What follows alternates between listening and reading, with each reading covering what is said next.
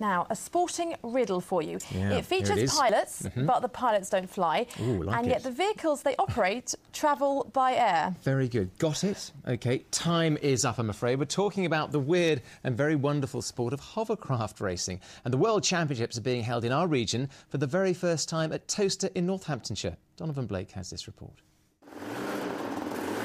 It has all the elements of motorsport without the wheels, where wet weather is seen as a help to competitors, not a hindrance. Over the next 3 days, Towcester's main venue for horse racing is given up to racing with a difference, with some vehicles generating up to 160 brake horsepower. Hovercraft racing is certainly a niche sport. It's just so interesting because you obviously have the land and the water, which adds so many different kind of challenges.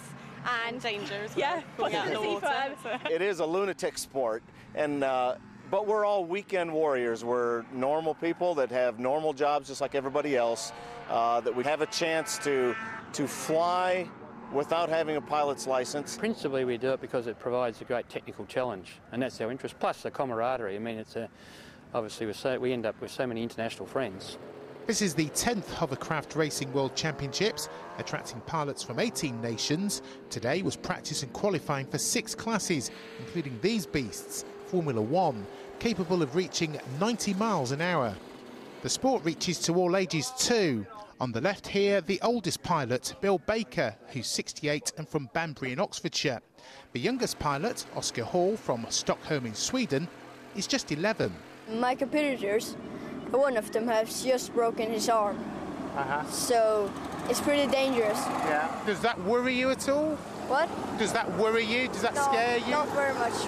Amazing to think how the hovercraft has progressed over the years from a means of transport to a racing vessel.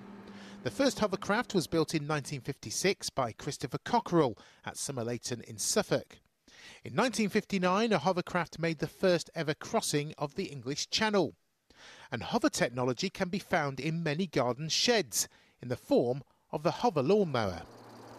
Meanwhile, the next 3 days at Towcester is not just about the racing. Some signatures on the little tent there, basically.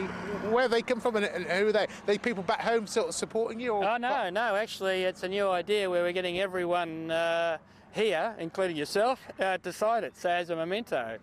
And how can I refuse that invitation? Donovan Blake, Anglia News, Towcester. Oh, it's on eBay now. It's worth a fortune, that is, isn't it? Fantastic. It's got Donny's signature on there. Brilliant stuff. Well, the World Hovercraft Championships go on throughout the weekend at Towcester Racecourse, so if the weather improves and you fancy going along, I'm sure they'd love to see you there. They probably even teach you how to speak Swedish as well, by the looks of it. Right. Now, it seems that almost every village, town and city in the land is twinned with somewhere. The names can conjure up romantic thoughts of far-off places, but the latest suggestion really takes some beating. Yes, Mersea Island in Essex wants to pair with Bethlehem. That's right. Natalie Gray reports on this unlikely holy alliance. Mersea Island is just 5 miles long and 2 miles wide and is famous for oysters, which is handy because it's shaped like one. Bit of a contrast to the holy city of Bethlehem, known the world over as the birthplace of Jesus. It's an odd pairing, I think most people would agree, but actually this part of Essex has got more in common with Bethlehem than you'd think. In the 4th century, there was an Essex girl called Saint Helena who travelled to the Holy Land. There she apparently found a fragment of the cross and the burial places of the 3 wise men. When St Helena, now the patron saint of Colchester, returned, legend has it that the cross started to sprout to life. That is why Colchester's crest now shows 3 crowns as well as a cross. The invitation to twin came from the Mayor of Bethlehem when he met the Mayor of Mersea in the Holy Land last year.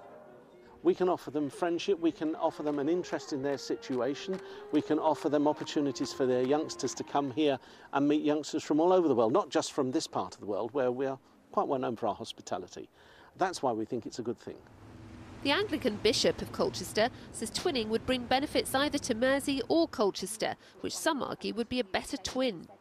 It strikes me that now Bethlehem is very much a vibrant city of both opportunity and problem, that if there are links that have been established by some of the people in this borough with the good people of Bethlehem, let's see if there's any mileage in exploring that further. Bethlehem's already twinned with 46 places in the world, including Glasgow, but nowhere in England. Might Mersea be the first? They'll find out in March. Natalie Gray, Anglia News, Mersea Island. I wonder what a tie-up that would be. Absolutely. Well, Mersea Island and Bethlehem may be one of the more unusual, but there are some other interesting twinnings in our region. Interesting indeed. Take Milton Keynes, for instance, twinned with Bernkastel, Wittlich in Germany on the Mosel River. Now, Bernkastel is famous for its large black and white timbered buildings dating back hundreds of years. Milton Keynes, of course, famous for its concrete black and white cows dating back just a few decades from now. And not to be outdone, of course, Norwich is actually twinned with 4 cities, no less. Rouen in France, Koblenz in Germany, Novi Sad in Serbia and El Viejo, the most northwesterly point of Nicaragua, which only has 2 seasons, winter and summer. Unlike Norwich, which at the moment it appears only has one, called Wet. Wet indeed. Finally, Northampton has also hedged its bet by twinning with Poitiers in France and Marburg in Germany, which is famous for having more stairs in its alleys than houses, and also, for some of its houses, only being able to be reached through a skylight. I have to see that to believe it. Absolutely extraordinary. Fantastic. Now, finally, we looked at the clutter signs have caused in our streets recently. Well, we just had to show you look at this very notice. closely. Yeah, look at this very closely. It was sent in by Anglia viewer Cindy Hutley from Braintree in Essex, which she saw at a bathroom store in Colchester recently. Now, it needs a second look. Yeah, have you got it yet? Certainly brought a smile to us here. Left us a bit short. Right, well, Cindy, thanks for that. And as ever, any photos or stories you want to send us, just get them into Jonathan and Becky at itv.com. Get them in. Right, back to the serious news of the day. Here's what's happening in the rest of this evening's news hour in a couple of minutes. Coming up on the ITV News, how the world's biggest social networking site was used to share images of child abuse. Ian Green pleaded guilty to 24 charges today, all of them linked to fake Facebook accounts where other paedophiles could access up to 100,000 pictures. And details of the breakthrough cornea transplant which could save the sight of millions. Plus the return of the fugitive businessman Azil Nadir. Join Alistair and me for that and more at 6:30. Yep, that is all coming up. Now, do you feel as if it's actually been raining for about the last 3 weeks? It certainly feels like that, I have to say. It has, in fact. If you did feel that, you're absolutely right, because I can tell you that yesterday in the Anglia region, it was the wettest since the 27th of May, 2007. Oh, you're joking. It really has been, and it doesn't look as if it's getting any better, does it? I'm so bored of it. I know. Well, let's see if it's going to be like this overnight and into tomorrow. Here's Amanda. So we do have... Good news, looks like it could be bright for the Anglia allotment tomorrow. Well, let's hope it is. That's coming up tomorrow. We'll see you then. Bye-bye. Bye-bye.